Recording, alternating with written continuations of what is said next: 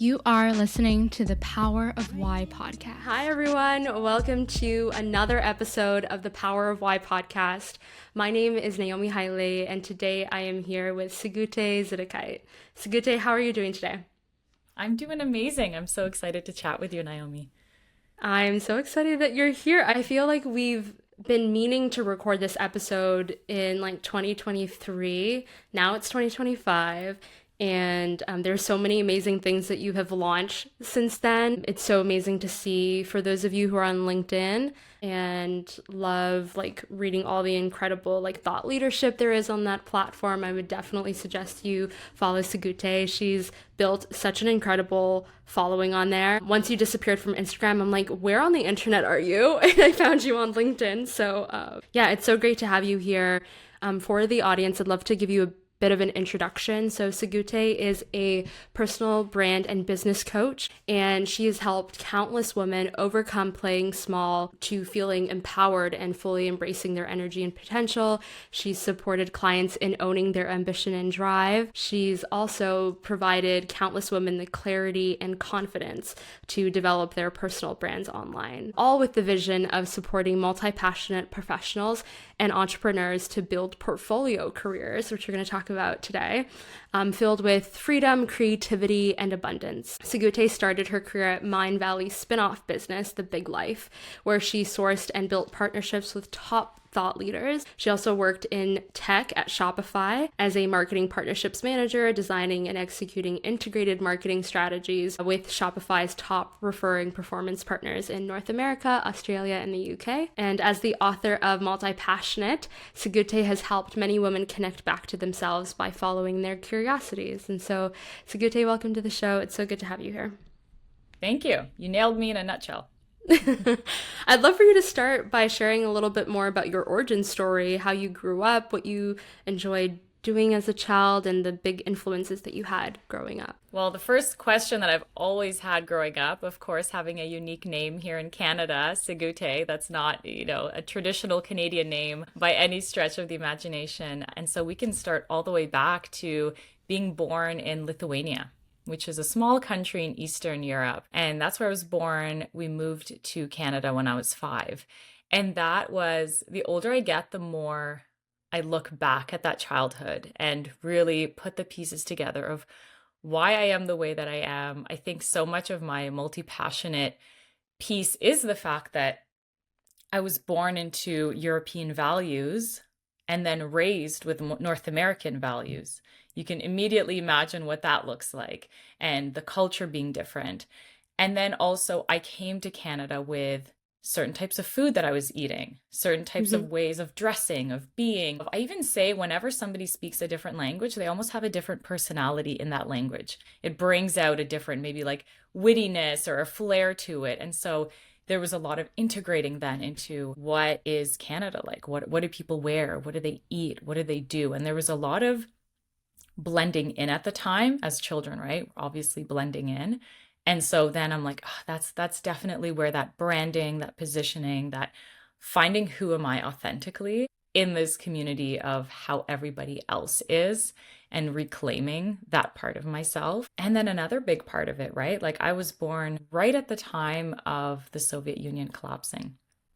So my truly, genuinely, my first human memories on the planet were my family celebrating at these rallies. Lithuania was the first actually country to break free from Soviet Union, and then it entirely collapsed a year later. So I think I have this strong optimism in my DNA that even 50 years of repression, you can break free of it.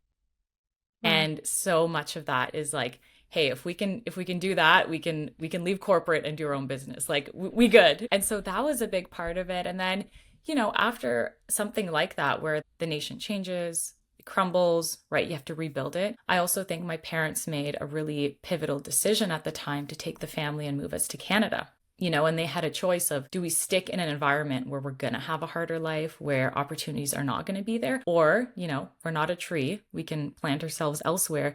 They moved to Canada, and it's the environment completely changed the future of my entire life.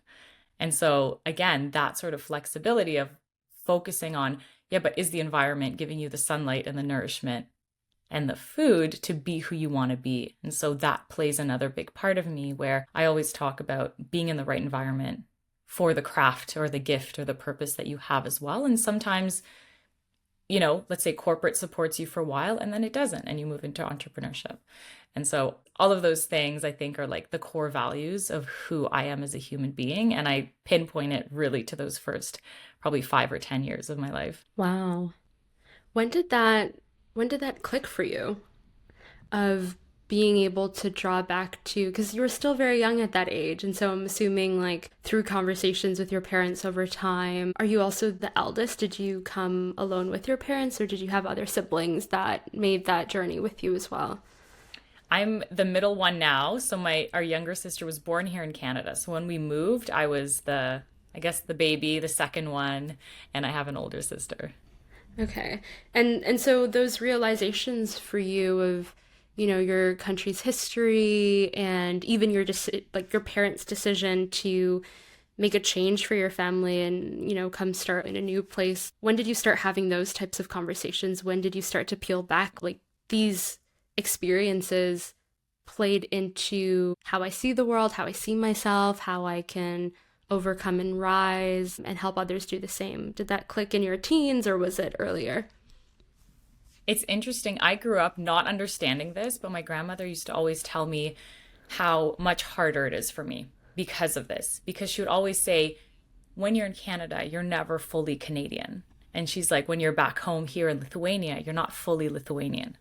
And you're always kind of these two parts of yourself. And I think I grew up with a little bit of that split identity in a way. And even going back every summer to Europe, even just the fashion is a couple years ahead in Europe. So the things that I would buy and bring home, I'm like, oh God, I can't wear this because it's not gonna, fit the norm right now. Maybe in 2 years, I'll be able to pull it out. So it kind of was like two parts of myself. And I just thought that was normal. As a kid, you're like, oh yeah, everyone has two personalities and lives, I guess, which is probably where my like split identity ended up going when I got older, with like corporate is here and then my fun side is here and my friend side is here. But for me, it's when I moved to Kuala Lumpur, Malaysia, to work at Mindvalley. I was in my early 20s, and it was really interesting because it's a hub of so many cultures, like from Europe, from Asia, from North America, like from everywhere. And it was a really hard actually exercise for me because I arrived there and I'm always used to calling myself Canadian. And I arrived there and they're like, okay, you're Canadian, but you're not, like, you kind of remind us of the Europeans here. Like, what's going on? And it was the first time where I wasn't just in Europe or just in North America. And I was in a third location, Asia, living with people, integrating, and then noticing that I'm like a split of the two cultures into one human. And that's when I was like, oh God, okay. This explains why, even though I'm like hustle, grind, North American values, there's also part of me of this joie de vivre and romanticizing life. That's my European influence, right? And just starting to, and I think since then, I've just been on a journey of figuring out, okay, well, I'm a unique then puzzle, like we all are, right? But for me, it just became like I was forced to address that because I was two cultures. Wow. Yeah, I was going to ask about that experience going abroad, and I had a similar experience when I came to New York and moved to the US, where in terms of the culture, although more similar to where I came from in Canada, I think in people's minds, a Canadian looks a certain way. And so I'm like, oh, I'm from here and I grew up here and I was born here. But like my heritage actually roots back all the way to Ethiopia and Tigray specifically. And so it's cool that there are so many different parts of our identities. And depending on, the environment that you're in, you can like draw from more of it and really also just like recreate yourself in a way. And so it sounds like you did a lot of self-discovery during that time. I'd be very curious to learn about how growing up your parents encouraged you to like explore your curiosities. How was it for them adjusting to a new country? Did that show up in how they raised you in Canada and your siblings as well? Well, one thing that it really did was because my parents moved here speaking just the basic English that you would have learned in high school. And So my mom really dove into reading, whether it's fiction, whether it's nonfiction, and pushing that on us from a young age. And every word that you see that you don't, she was sitting there with a dictionary beside her, like highlighting the words, learning it, to build her fluency in English. And so I think probably for that reason, I'm just such a big reader. I've always been a big reader, henceforth now a writer, which is so big. I don't think you can be a reader when you were younger and not end up becoming a writer, just because your love for the words and the craft of putting words together to create feelings and these like worlds that exist out there. So that was a really big piece of it. And then the other thing is, we did not have family here, right? Yeah. I remember when COVID hit and I had so many friends saying, oh my God, this is the first time in my life I can't spend Christmas with my grandparents. And I'm like, oh, yeah, welcome to the club. That's been, since I was like 5 years old. I actually don't know what it is like to spend Christmas with your grandparents. And so because of that, that's another thing that my parents really pushed holidays very hard, right? It was just the four of us until my little sister was born. Then it was the five of us. But that was our family. That was our crazy Christmas, was like a small, intimate family dinner. And so because of that, there was always the decor and the trees and the gifts and like just really, really putting so much effort into it. Like Valentine's Day was huge. Birthdays were huge. Yeah. All the time. So I think that has also influenced just how I treat every, not just holiday, but every experience. I'm like, how can we love it more? How can we add more joy to it, more sparkle to it, right? Not taking anything for granted. And, even if it isn't the fabulous big, 20-person Christmas, how can you still make it feel like it is? So I would say those are the two big things from moving to Canada that at least my parents raised me to really value. And I'm grateful for that. That's beautiful. There was something so I went back and listened to a couple of your interviews. And before we get into your career journey and your journey into entrepreneurship, there was a story that you had shared, or a joke really, was that growing up you always had like 3 income streams. You had multiple jobs at once. And that was something that was a reality for me growing up, whereas, my friend like invited me to join her in the summers and work part-time at a golf course. And I, worked at coffee shops and stuff. And so for you, multiple jobs, juggling that with school, I can imagine, was that you following your curiosities? What was that drew you to always like staying busy and trying, different experiences? That's such a good question. And just to me, it's just the only way of being that I know. And I'm going to say, I think this has so much to do with my parents, my grandparents. I come from such a growth-minded family all the time. They're always, even my grandfather would always talk about having his career, and then at nighttime, he's also doing the next school or education to up level. And so I always talk about in the multi-passionate journey, it's always planting that next seed while you're building out this current seed and letting it grow and blossom. And then you like step into the next seed, and then you're like always, planting the next one and thinking strategically ahead. It's almost like I play my life and my career with a bit of chess of what's coming down the pipeline. Let me start at least planting a seed there. And so that's how it always was for me. Like even, my parents ended up getting divorced. And so my mom had been a stay-at-home mom until that point.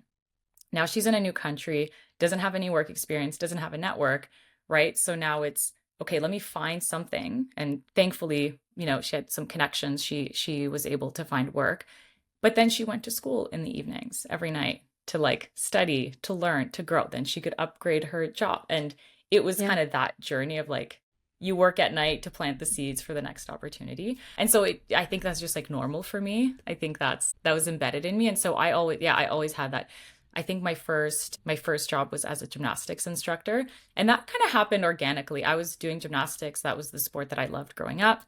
And then my coach asked me if I wanted to help volunteer because I think I was 14, so you can't work. So I was volunteering. I was getting my high school credits, which we all had to get, which was great. And then I think the day I turned 16, she's like, all right, do you want to start working? And so that was my first job. I did that.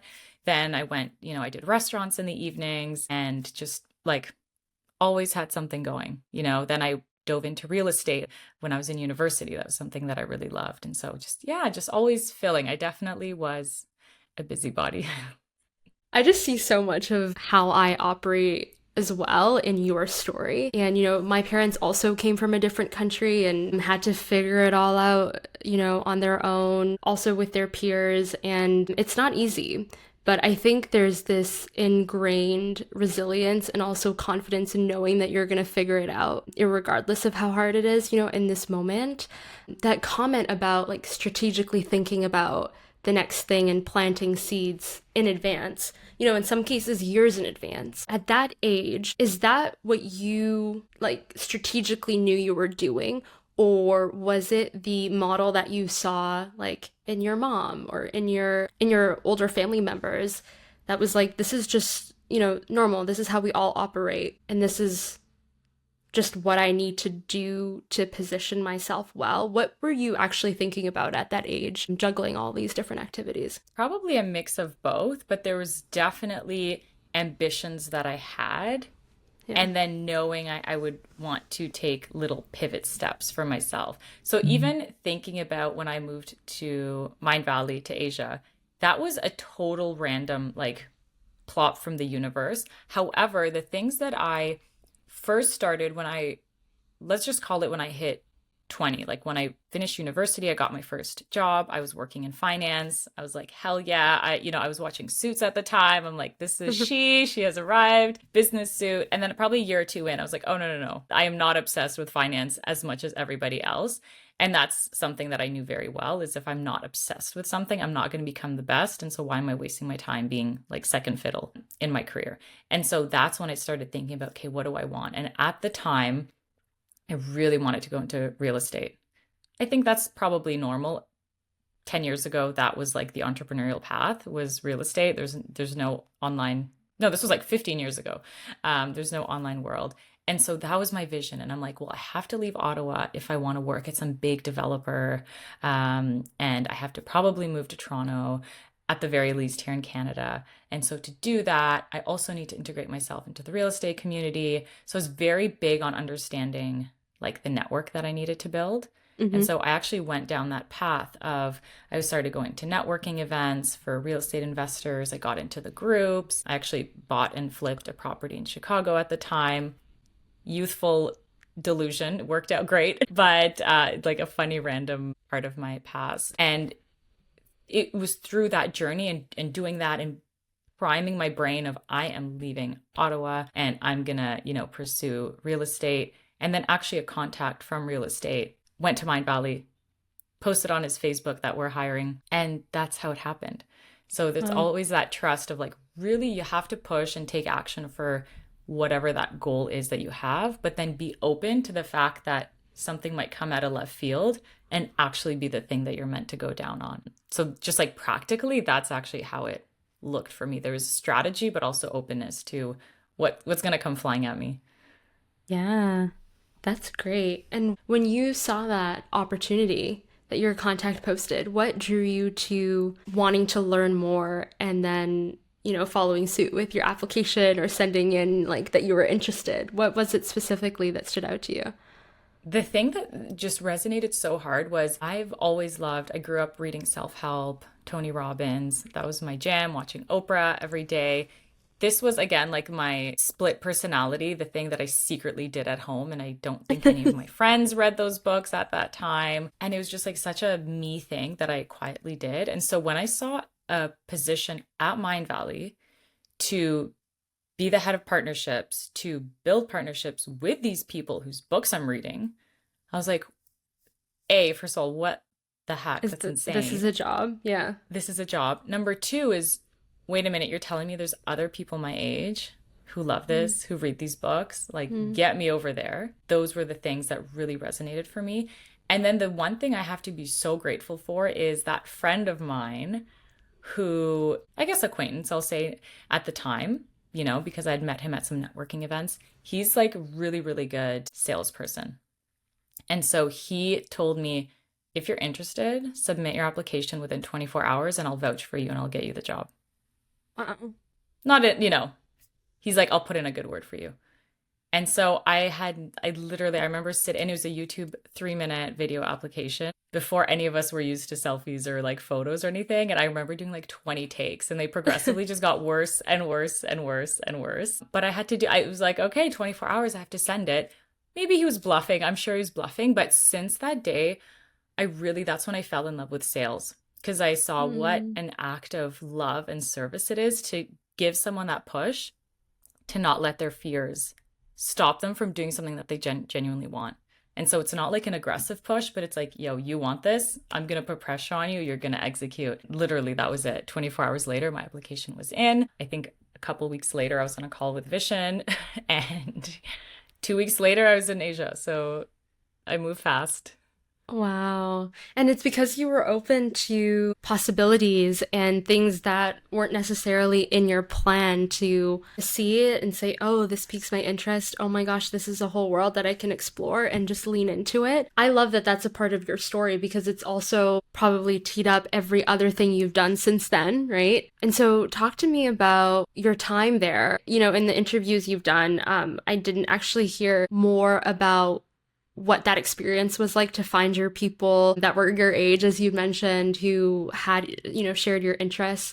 But I'm assuming like actually being able to meet in person, or even through like virtual mechanisms like this, the people that you're reading books of, and actually help them increase their visibility, what that did for you mentally, what that did for you emotionally, how that opened up your world. And so what was that experience like for you?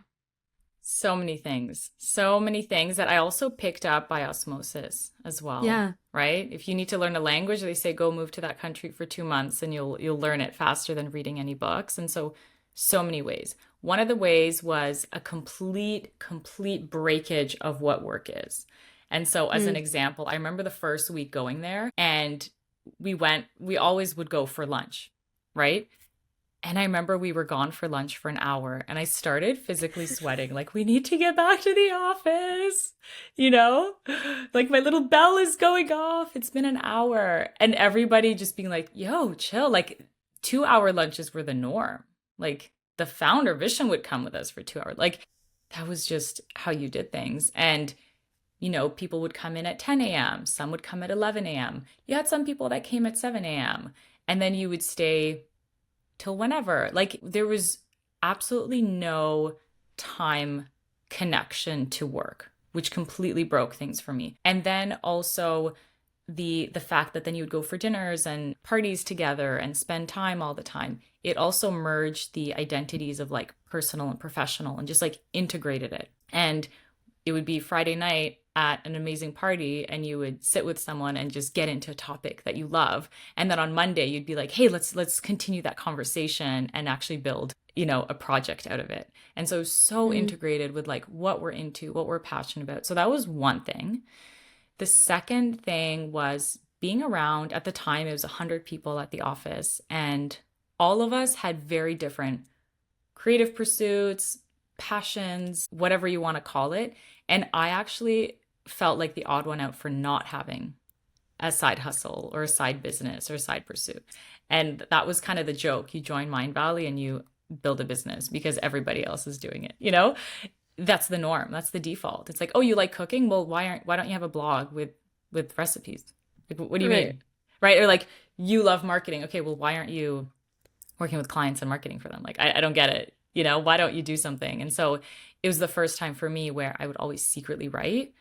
And it was the first time where they're like, oh, you like to write and you like taking photos? Like, why don't you have a blog? Yeah, duh. Right. So I started a blog when I was there, and I had a few girlfriends, and we would go to cafes together on the weekends. I think that's probably one of my favorite memories is like Saturday mornings, you find a cute cafe, you have your little avo toast, and then we pull out our laptops, we write, and then we talk about what we wrote. And it just integrated it so well. And the biggest thing is when I moved back to Ottawa, a month later, I stopped the blog. I was like, oh, well, no one's doing it here. I don't have anyone to go for coffees with. It's kind of like the questions I would always get was, oh, what are you going to do with the blog? What's the point of that? Why are you doing it? Like, what are you trying to do? And it just, like, talk about killing your creativity and putting pressure on it, right? And so it naturally fizzled out, and I really lost that part of it. And since then, I have always wanted to recreate that feeling which I know I was telling you a little bit before we hopped on the call that I haven't fully officially launched it yet, but something I have been working on the past few months is my Thought Leader Society. And it's just a place for women to come together on the same journey of what we're doing. I really want to recreate that Mindvalley feeling of we're all doing maybe different things, but we're all doing it. And it's, it's cool to be passionate about something, and it's cool to put effort into it, and it's cool to wake up Saturday morning, go to cafe and write, and just to create that kind of energy specifically for women in corporate, who all of our peers are, other people who are just grinding away, doing the work. You don't have anyone to connect with, or you're building a side hustle, or you're just starting your business and you're maybe the only one in your friend group who has a business. I don't want it to be isolating, because my first steps into entrepreneurship was actually more connection than I've ever felt in my life. And so just to recreate that is something that I'm passionate about. And then the third piece of it, right, being around all these thought leaders before thought leadership was a thing, I just got to see how also like the reality of the behind the scenes. I think sometimes we look at someone, oh, they have like this cool business or this shiny YouTube or whatever, and actually just seeing like the real business person behind it. Like, you got to be on those calls to get sponsorships if you want them. Like, you better be up late at night fixing whatever you need to be fixing so that your video goes out. You got to be split testing. Like, there's just so much like strategy that you can't see on the front side of a beautiful finished result. And so tactically being able to see that, I kind of went into it. Also being aware of this beautiful craft of being a business-minded person who gets to work, who does what they need to get so that the finished product is at the caliber that they want. That was probably the biggest thing. And it doesn't stop. You could be an author on stages, a millionaire, like the hustle don't stop. You maybe have a bigger team to delegate to and you're a little bit more integrated, but you're working. And that's why it's so important to find something that you love and do something that you enjoy, because you'll be doing it full time. Yeah. What happened after you came back? You said you stopped your blog. And I think like the community that you described that you had when you were in Kuala Lumpur is so much, I think, of when that's missing, you hope to create in some way, through community building and just going to events and trying to find your people. And in this case, online, finding your people as well. And so I'm curious to know what your move was after, coming back to Ottawa and noticing a lifestyle shift coming back. And so immediately, was your aim to move somewhere else, or say, how can I make the most of where I am right now and maybe attract what it is that I'm looking for in my own environment and build that? What did those next steps look like for you, and how did you eventually go to like take your skills, directly to the marketplace in the work that you're doing right now? So a big reason why I moved back was that I noticed in my probably last year of living in Kuala Lumpur, all of my trips stopped being, to Thailand, to Bali, to Japan. They started being back home to Ottawa because I missed my family and I wanted to be around them. And so I thought, okay, it's time to reverse it. Now make Ottawa my home base. And now I can actually travel to different locations because travel is such a big thing for me. So that was the latter from what you're saying of, okay, my home base is going to be in Ottawa. How can I make it work, make the most of it? I don't want to regress back to like the high school group and the high school patterns and the ways of life, even though that was amazing. But, we're here for future growth and expansion. And so when I moved back, I had one goal, get a job at Shopify. That was my mecca. That was in a government town. That was the one place where I knew my people would be, the entrepreneurs. And so I really pushed for it. And I think if I hadn't gotten the job, I probably would have left Ottawa to do, who knows? There's an alternate reality that there's a Sigute living right now, but it worked out, thankfully, and an amazing community of people. I sort of rebuilt an experience that I loved here. I'm a big believer in that. Like, you can create your reality wherever you are. And especially now after, again, COVID and the shift more to people they want more space. They don't want to be in a busy, hectic downtown all the time, right? So it's open the opportunities for however you want to live can 100%. Work. Mm-hmm. And that also meant there was a little bit of effort up front for me to build that community for myself, right? I think a lot of times we reach a point where we can't just find a community to fit into where they see all of me. And especially in the tech world, like half of me was seen, like the business side of me, the go, the entrepreneurial, the ideas, but the other side of me, the feminine side of me, the creative side of me, that was not being seen at Shopify. And I just remember even, you would be talking to everyone there and they're like, yeah, I'm launching this app and I'm coming up with this and we're going to get together and we're going to build an agency. And I was like, yo, that is not what I want to do at all. And so again, I had to plant my own seeds. And how did I start? I really started with LinkedIn, a weekly newsletter on LinkedIn. I don't even know if LinkedIn newsletters are a thing anymore, but that's what I started with. And then I started my newsletter, and then I started posting a lot more frequently on LinkedIn.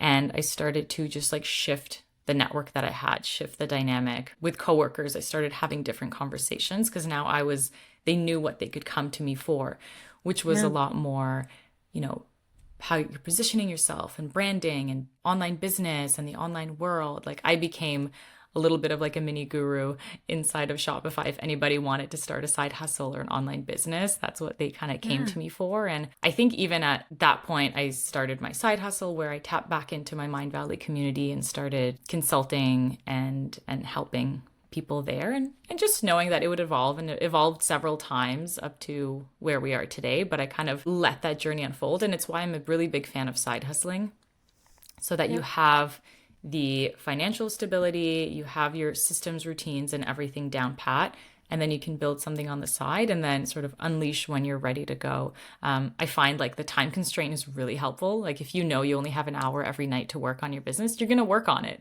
And if you have all day, you're like, I'll do it later. I'll get to it. and then it doesn't. So just things like that we a lot of times think is a bug is actually a feature of the side hustle. Not having desperate energy in building your business. I've never taken on a client I didn't want to work with, which is such a luxury from a lot of people. What you hear about, that they have to work with people they don't want to. And that's the biggest killer of a business is working with clients that you don't like, doing work you don't like, and then you just blow it all up and say that it wasn't for you. And so I'm here to not let that happen. Yeah. And for the individuals that you met at Shopify, in the company, or the individuals that you tap back into from your Mindvalley days, what was the thread of where those people were at and how they were thinking about making a change in their life or in their career or in their business? Where were you meeting people? In what stage were they really coming to you for advice and support? That's a good question. So I started with a consulting business. So I had like top thought leaders that I worked with. And because I had my background at Mindvalley, because of the work I was doing at Shopify, I was going in and helping them scale their businesses, right? So whether it was building out partnership programs, whether it was they had book launches, anything that was like scaling their impact as a business owner, that's what I would join their team. We call it now fractional consulting. Right. That's really what I was doing. Go in there, help with that. If they wanted to set up group memberships, if they had online courses, if they had products even. I think because of my Shopify side, a lot of people felt comfortable to launch their products with me. So it was a lot of just working with these thought leaders who I can now see how, because they built that foundation with a strong brand, a really strong audience, now they could sell in different ways and build a career wherever their curiosity came from. So I got to work with especially even coaches who became online creators, who then became authors. And then now they had this total baseline financially where now they're like, oh, I want to launch like a tea product. Let's go. Ooh, now I want to do this. And I got to see like the glory firsthand of putting in the damn work to build that for yourself. And so I was doing that, and then I was like, yeah, I'm doing that for myself. Let's go.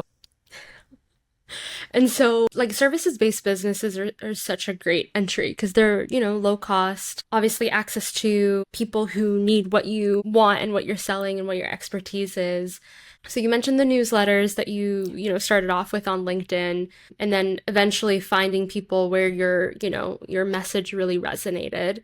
And now you post online every day on LinkedIn. Your content, from what I see, resonates with people on such a deep level. Like the engagement that you have, I feel so seen from, what you write and share online, I think just speaks to the fact that you've done this for yourself and the fact that you've really had hundreds, if not thousands of conversations with people and like really understand like where their mindset is and what's potentially blocking them. And so for those who know they want to build a side hustle or in the midst of building one right now, or they have a consulting business, or they're looking to really kind of like leave their job and fully build like their portfolio career, what would you say to them from a place of consistency and how they need to show up? And then also from like a mindset perspective on this is what it takes because you've seen it and you've been behind the scenes.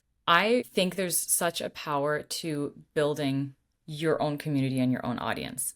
And that's exactly what you were just saying, because you get the feedback. And so we have this thing where we don't want to share our side hustle or passion project or idea until it feels real to us. And the irony is that it's only going to feel real when you've talked to people and learned from them what they want, what language they use, right? We're all starting, again, tech speak, but we're all starting with an MVP. We're all starting with a hypothesis. And then we're going out, seeing how people react, what are they resonating with, and then we do more of that. And so going through that experimentation phase is really important. And I'm honestly, the best place to start and the best time to start is before you need it, because you have the luxury of figuring it out, having the conversations that you want to have, finding the people who want to have those conversations.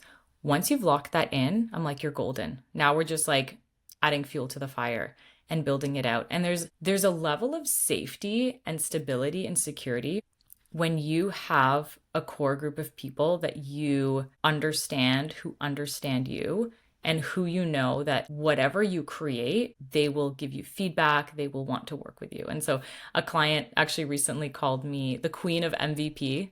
She's like, listen, she's like, I've been following you for like 6 years. She's like, whatever you create, I'm like the first one who's going to give you feedback on it, talk to you about it, like all of these things. And so I have a mindset of I'm co-creating with my audience whatever they need in the next step of their journey.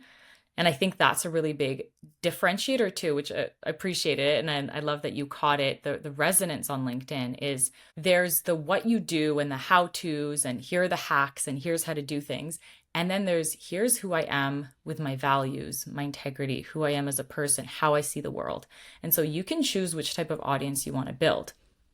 As a multi-passionate, as someone who's always growing, I'm building an audience that's aligned to my values, how I see the world, how they see their direction and their future growing. Because guess what? I have the freedom now to grow because I know they're growing with me. Because, growth mindedness is a big value that we all share. And so, playing big, being seen, using our voice, creating change in the world, creating impact. These are all people and they have the creativity. So they're going to want to create things. We're all growing together. And I'm just always one step ahead of my peer group. And I'm able to go, okay, what do you guys need this? Okay, let me build it out. Building that way. So I'm never trapped in a business versus what I've seen a lot is here's the one thing that I do, the skill set that I do. And I've now grown out of it, but you guys only want me for this skill set. If I choose something else, I'm going to have to truly start from scratch, right? Or then that skill, AI comes and now we don't need this skill anymore. And you're like, oh my God, I put all my eggs into this one skill. And so for me, it's just always like, how can I reinvent before the world blows up what I have right now, right? I love that. That piece about you not being trapped in a business is everything. And as you were talking about the values and the mindsets of the people that you have, like you listed out like 6 or 7 different ones. I'm like, those are the people that you've been able to identify that in yourself. And so everything you write, everything you put out there is true to who you are. And so you're only attracting people that really align with and see the world like similar to, they, may not agree on all fronts, but there's like a way of life that is in agreement and in alignment, which is amazing that you've built that. Yeah. And something that's it's hard unless you're really into spirituality and mindset and all of these things. It's really hard to like say this to the average person and have them not think you're wacko, but there is like an energy frequency in the world of like low vibe, high vibe, but it's actually scientifically proven. You can definitely read books on it. And as you evolve to like higher states of being, right, from anger, frustration, scarcity mindset, and you move into more like abundance and like there's opportunity and love, and you know, how is this happening for me, not just to me and I'm being punished. Kind of as you rise in those levels, you can't tolerate the lower frequencies anymore, right? If you're in an abundant state, you're like, I'm allergic to scarcity right now. And I think the biggest thing for me was growing out of like people pleasing for myself in my own journey, which, hello, like I had. Growing out of it, I'm like, it's hard for me to like go all the way back down to somebody who's stuck in it and not willing to like at least have the awareness to it and grow through it. That's why they say in certain circles, your confidence is going to look like arrogance. And like, I don't have time for that, right? Like if we're confident, I don't have time to like second guess why I'm confident because you think I'm arrogant. I'm just like, no, different vibe, different like frequency. And so we just need that community and the people at each level to meet us where we're at. And I think that's the intangible of a brand, is like, where are you at also in that phase of your even spiritual evolution? You know, are you still in the scarcity mindset where a lot of like, that's why even how you sell is part of your brand. If I'm like, Naomi, are you depressed and broken? I have a product for you. I'm not going to attract you because you're like, no, I'm not depressed and broken. Like, I'm somebody who's forward thinking, you know, so to you, I would speak with, is your vision to, you know, blah, blah, blah, have this grand vision. That's how I'm going to sell to like a high caliber audience and a premium audience. And so anybody who's like, I made 600 grand, you know, last month by doing this, I'm like, have fun, but you're going to build an audience that unless you're at that frequency as well, you're not going to resonate with. And so it just like removes any sort of like competition or comparison or anything. Cause I'm like, I know who I'm building for, and I don't care what like tactics you're using, cause I'm here for the long game. I always joke, I'm like, I'm building an audience and a community where like, we're going to be in a villa in France when we're 80, sipping wine, being like, it was a good life. That's a good life. And I'm like, that's my final business. I'm going to have like a villa Airbnb experience. Who knows what it'll be, but that's we're just all going to retire together in a commune in France. So stay tuned.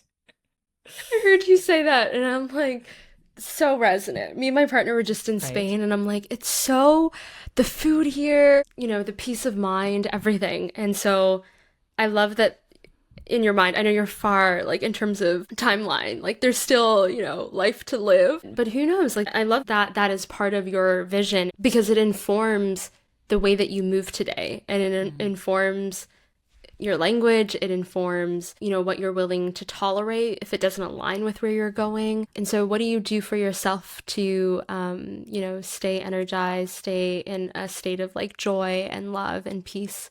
Do you journal? Do you I do it all. I journaled for a really long time, like a decade straight, not having missed a single day. Now I'm a little bit lighter on that, but certain things that are just so foundational, I think it always starts with the body. So you have to like move, especially if you're somebody who's in your head a lot, movement, sweat, exercise. So like every single day, every morning I'm working out just to ground myself. I do a lot of it's so funny. So I wake up at 5 in the morning and it's dark and it's cold and we can have all these excuses. And I caught myself today. I got out of bed being like, ugh. And I immediately, like, it's just like something in my brain. I immediately was like, look at me, badass, getting up at 5 a.m. We're going to go like, love this work. Look what we're doing for us. We're going to have such a big day. Like, that's just the internal words in my head. And I think that is something that you just rewire it, right? Like, a negative thought. I love to ruminate. Listen, let me tell you, I love to ruminate. It's like potato chips for me. I could just sit on the couch and I'm like, that person pissed me off. Let me just, or like, you know, like you're picking a scab. You're like, I just, you know, want to keep going. And you have to like be the adult in the room and go, okay, we're not ruminating, on to the next. And then over time, as you break that circuit, it'll naturally start happening to you. And so, yeah, I've always had this, like, I wake up with, I think it's actually proven now, I've been hearing a lot of podcasts on it, that we naturally, because of the state in which we wake up in, we have a lot more negative thoughts in the morning. And so I've kind of just accepted that as my way of life. I'm going to probably wake up and go like, I just want to stay in bed. And so I've just rewired it to go, okay, no, we're going to have a good day. No thinking, straight to the gym, work out.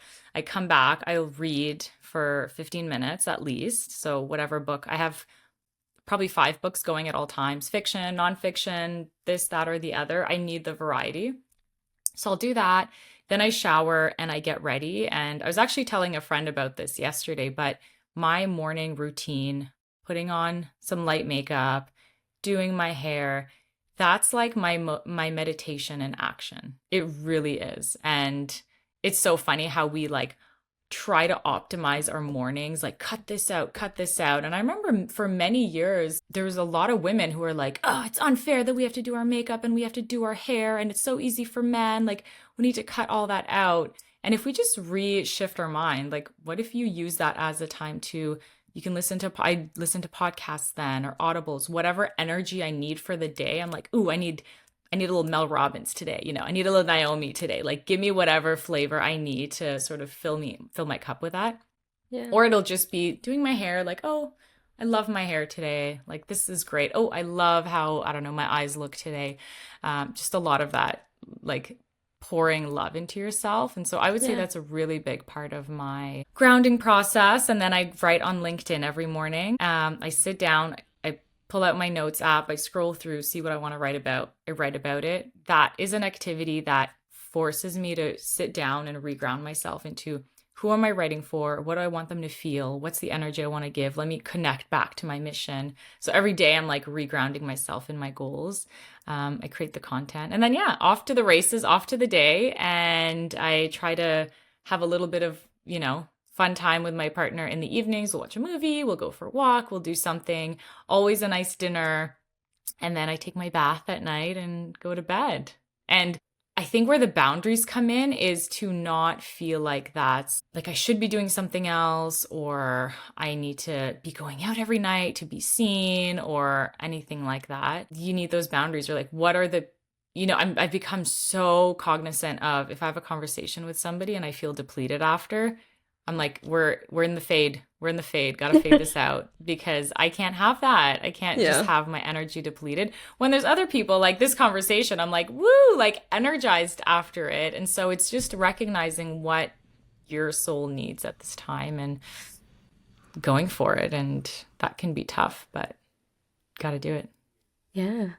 Thank you for sharing your morning routine and how you've, like when you were talking about even just getting ready and doing your hair, doing your makeup, I'm like, what a beautiful, you're taking care of yourself and like, what a beautiful moment before you start your day and start talking to all of these other people to like first talk to yourself and really just like talk about the day that you want to have and affirm yourself. I love that. That's beautiful. Yeah. And we have to, the things that we put effort into, if you put time and effort and energy into yourself, then think about where you're telling yourself that I'm worthy of effort.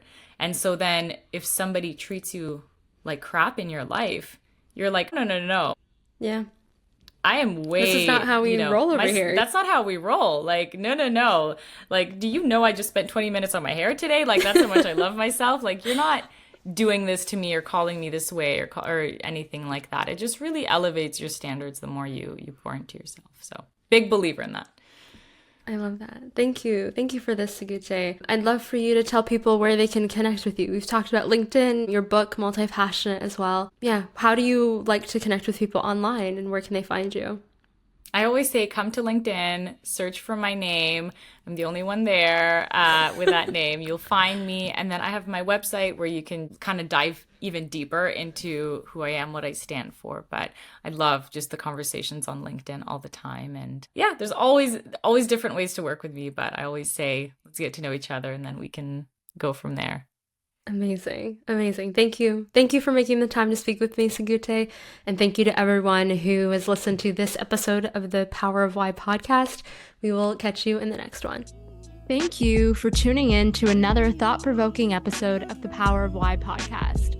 For show notes and additional resources, visit us at www.powerofwhy.co. And while you're here, subscribe to the show on iTunes, Spotify, or any other podcast platform to continue your journey towards understanding the power of your purpose and creativity.